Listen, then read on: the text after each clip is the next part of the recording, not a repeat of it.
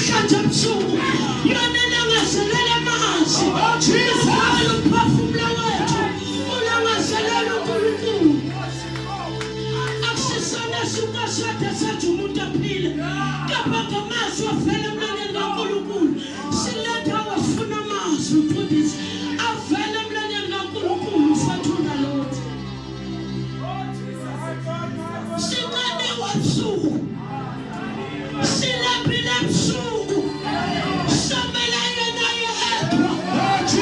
somela ngezinto eziningi somela yena yedwa njengoThixo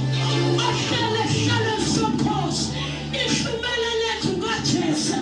unguye ungiguye sina